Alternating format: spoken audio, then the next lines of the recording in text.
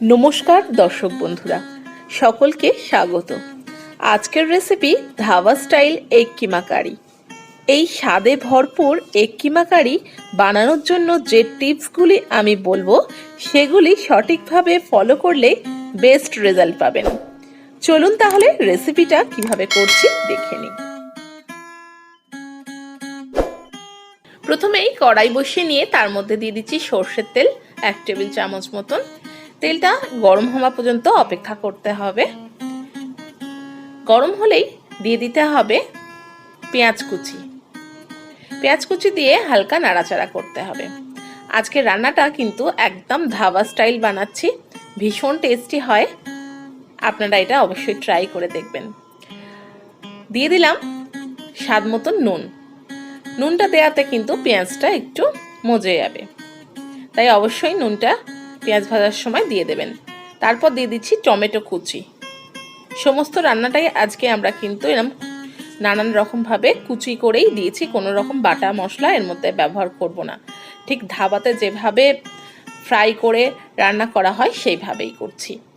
তারপর দিয়ে দিলাম লঙ্কা কুচি, দিয়ে এটাকে নাড়াচাড়া করে ভেজে নিতে হবে। ডিম তো আপনারা অনেকভাবেই খেয়েছেন, ডিম ভুজিয়া করেও তরকারি করে খেয়েছেন, কিন্তু এইভাবে একবার ট্রাই করে দেখতে পারেন। তারপর দিয়ে দিলাম গ্রেট করা রসুন, দিয়ে সামান্য একটু জল দিয়ে দিচ্ছি। জল দিয়ে হালকা এটাকে একটু নাড়াচাড়া করব, টমেটোটা গলে যাওয়া পর্যন্ত একটু অপেক্ষা করব। আর দিয়ে দেব গ্রেট করা আদা কুচি, দিয়ে ভালো করে মিশিয়ে নিচ্ছি। টমেটোটা একটু গলে গলে এসছে, এই সময় কিছু মশলা দিচ্ছি। হলুদ গুঁড়ো, জিরে গুঁড়ো, ধনে গুঁড়ো আর লঙ্কা গুঁড়ো। ঝালটা অবশ্যই নিজের স্বাদ মতন ব্যবহার করে নিতে হবে। ঝাল কম খেলে কমিয়ে নেবেন, বেশি খেলে বাড়িয়ে নেবেন। এরপর ভালো করে মিশিয়ে নিলাম মশলাটা কিন্তু বেশ আঁচ কমিয়ে রেখে ভাজা ভাজা করতে হবে। তারপর দিয়ে দিচ্ছি কাশ্মীরি লঙ্কার গুঁড়ো। এটা না চাইলে স্কিপ করতে পারেন, যেহেতু এটা ধাবা স্টাইল বানাচ্ছি তো কালারটা কিন্তু ভালো আসা দরকার, তাই আমরা কাশ্মীরি লঙ্কা গুঁড়োটা ব্যবহার করলাম। তারপর সামান্য জল অ্যাড করলাম, দিয়ে মশলাটা ভালো করে কষিয়ে নিচ্ছি। বন্ধুরা, সবসময় রান্না করার সময় কিন্তু মশলাতে সামান্য জল দিয়ে এভাবে কষতে থাকবেন, তাহলে হবে কি মশলাটা পুড়ে যাবে না, আর পুড়ে যদি না যায় তাহলে টেস্টটা কিন্তু ভালো হবে। তারপর দিয়ে দিচ্ছি কাসুরি মেথি আর সিদ্ধ করে রাখা ডিম কুচিয়ে নিয়েছি, সেটা এর মধ্যে অ্যাড করে নিলাম।